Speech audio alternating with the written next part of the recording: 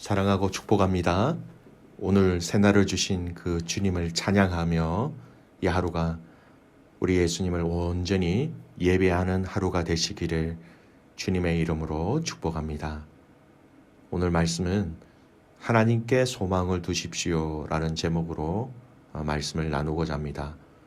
본문은 시편 43편 1절에서 5절까지의 말씀입니다.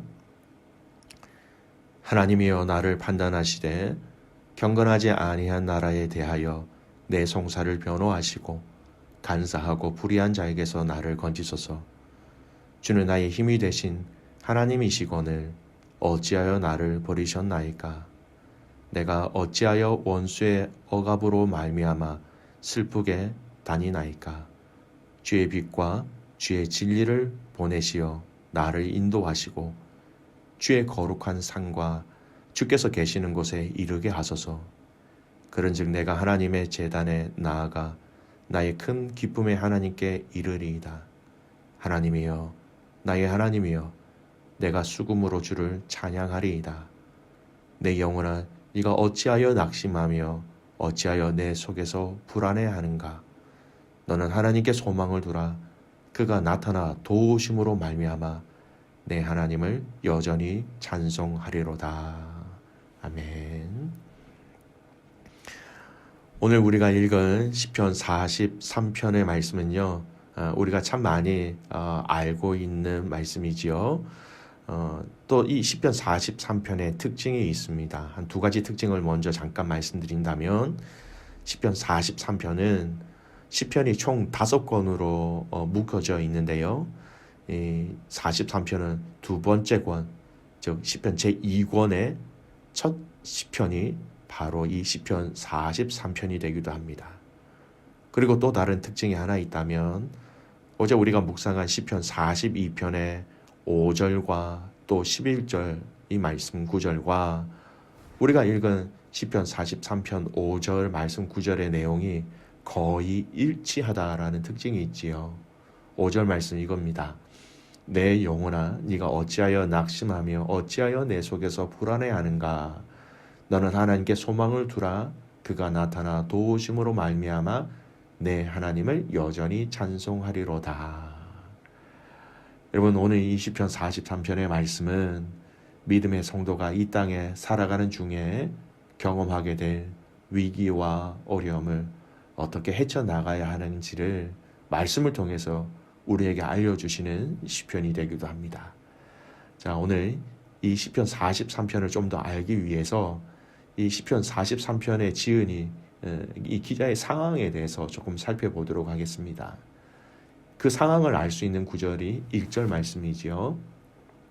하나님이여 나를 판단하시되 경건하지 아니한 나라에 대하여 내 송사를 변호하시고 간사하고 불의한 자에게서 나를 건지소서. 지금 시편 기자는 하나님께 자신을 공격하는 나라와 불의한 자에 대해서 나를 변호해 주시고 나를 건져주세요, 이렇게 간청하고 있는 것입니다. 어떤 일인지 알 수는 없지만 나라와 불의한 자가 자신을 공격하고 모함하고 비방하고 있다는 것이죠. 그래서 그는 굉장히 억울한 상황에 처해 있는 것이기도 합니다. 그래서 자연스럽게 시편 기자는 이 어렵고 억울한 상황 속에서 탄식으로 이어지지요. 2절 말씀 보십시오. 주는 나의 힘이 되신 하나님이시거늘 어찌하여 나를 버리셨나이까. 내가 어찌하여 원수의 억압으로 말미암아 슬프게 다니나이까. 마치 이런 표현입니다. 이런 상황에서 지금 하나님이 나를 버리신 것 같습니다. 나를 어떻게 이렇게 원수에 던져 놓으신 것처럼 왜 이렇게 나를 어렵게 하십니까? 이런 탄식으로 하나님께 호소하고 있는 것입니다. 그런데 이 탄식이 무엇으로 이어지는지 우리는 눈여겨보아야 합니다. 시편 기자가 정말 하고 싶은 간절한 소망과 소원을 고백하는 구절이 오늘 이 본문의 핵심이기도 하지요. 3절 4절 말씀입니다. 주의 빛과 주의 진리를 보내시어 나를 인도하시고 주의 거룩한 산과 주께서 계시는 곳에 이르게 하소서.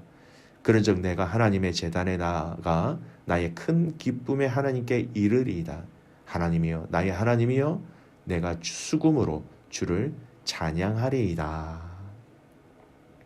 나를 인도하셔서 주의 거룩한 산, 여러분 거룩한 산이 무엇입니까? 시온산이지요. 예루살렘 성전이 있는 곳을 지칭합니다. 이곳에 하나님 항상 계신다고 약속하셨지요.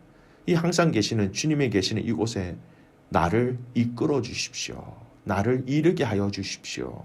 여러분 이 말씀이 무슨 말씀이요? 4절의 내용과 같이 살펴보면서 표현을 한다면 하나님이 계시는 이 성전에 이르게 하셔서 이 성전에서 하나님 내가 정말로 기쁨으로 하나님 앞에 예배하고 찬양하며 그렇게 하나님께 나아갈 수 있도록 하나님 나를 이끌어 주십시오라고 간청하고 있는 것입니다. 여러분 시편 기자는 이런 자신의 상황과 환경 가운데 다른 어떤 것들을 사모하지 않았습니다. 화려한 집에 이르기를 소원하지도 않았습니다. 오직 하나님의 집에 이르는 것이 그의 유일한 소망이었습니다. 하나님의 집에서 하나님과 함께 거하는 것이 그의 유일한 소망이었다. 그 이유가 무엇일까요?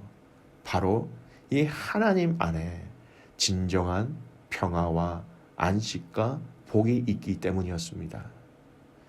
시편의 말씀을 잘 살펴보면 여호와의 집 또는 여호와의 전에 거하기를 소원하는 시편 지은 이들이 참 많이 있지요. 시편 23편 6절 말씀입니다. 나의 평생의 선하심과 인자하심이 정녕 나를 따르리니 내가 여호와의 집에 영원히 거하리로다.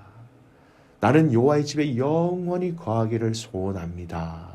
왜냐하면 그 안에 선하심과 인자하심이 있기 때문이다. 이렇게 고백합니다. 시편 84편 10절 말씀도 동일한 의미입니다. 주의 궁정에서 한 날이 다른 곳에서 첫날보다 나은즉 악인의 장막의 거함보다 내 하나님 문지기로 있는 것이 좋사오니. 여러분 다른 그 어떤 곳에서 잘 먹고 잘 사면서 첫날을 누리는 것보다 내가 하루라도 단 하루라도 내가 하나님의 그 임재하신 그곳에 있기를 저는 더 사모합니다. 이렇게 하나님 앞에 고백하고 있는 것입니다. 귀한 믿음의 가족 여러분 지금 무엇을 가장 사모하고 계십니까? 여러분에게 유일한 소망이 있다면 여러분 그것이 무엇입니까?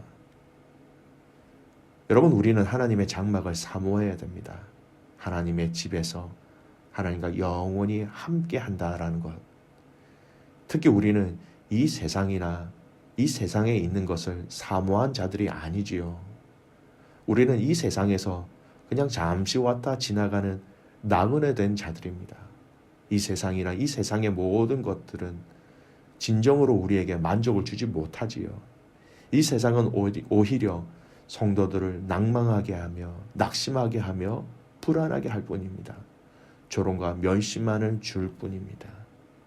그러므로 우리는 하나님의 장막에 소망을 두고 그것에 이르기를 위해서 간절히 사모해야 하는 것이지요. 하나님의 장막에 이르기 위해서라면 이 세상의 것들, 유익들을 과감하게 포기할 수 있는 자들이 되시기를 소원합니다.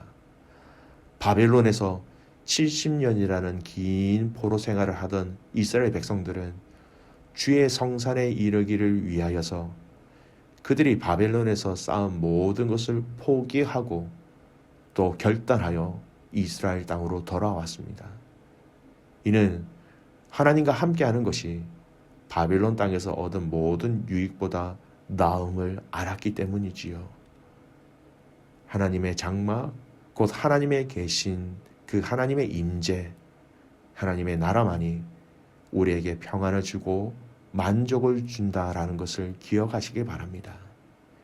여러분, 하나님의 임재, 하나님의 함께 하심을 경험할 수 있는 그 시간과 그 장소, 그리고 그 마음 중심을 함께 지켜내시는 믿음의 가족들 되시기를 바랍니다. 마지막으로 한 가지 더 살펴보고 싶은 구절이 있어요. 4절입니다. 그런즉 내가 하나님의 제단에 나아가 나의 큰 기쁨의 하나님께 이르리이다. 하나님이여 나의 하나님이여 내가 수금으로 주를 찬양하리이다. 여러분 4절에서 시편 기자는 하나님을 나의 큰 기쁨의 하나님이다 이렇게 표현하고 있습니다.